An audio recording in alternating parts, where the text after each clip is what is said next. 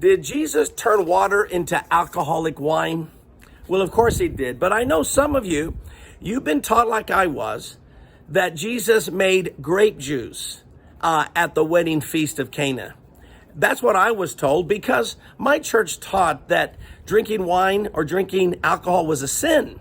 So how do we explain the turning of water into wine? Well, our church simply said there's two kinds of wine. There's the new wine and the old wine. The new wine is grape juice, and that speaks of the new covenant. And that's a great symbol of the new and better covenant that God's bringing. So we were told that it was the new wine or grape juice, not the old wine.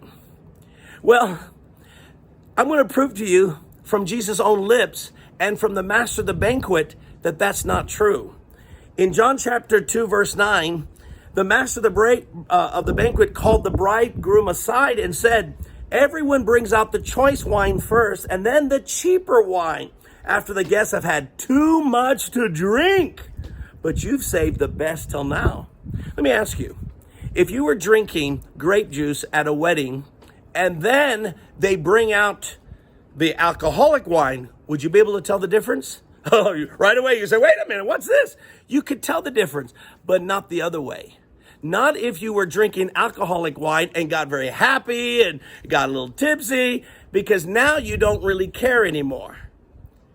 That proves that Jesus made a very high alcoholic content wine, not a cheap one. If you want to know which is the better wine, go to the grocery store and check out the supermarket. How much is grape juice? And then go to the wine and see how much the wine. The wine's far more expensive. Why? Because grape juice is very easy to make. You crush the grapes, you have the juice, and that's it. But alcoholic wine takes time. It's older wine. It takes time to ferment for the sugars to turn into alcohol. That takes time. And that's why it's the old wine. But listen to me. Jesus, with his own words, proves that he turned water into alcoholic wine. Notice in Luke chapter 5, verse 39, Jesus said, "No one after drinking the old wine wants the new one, for they say the old is better."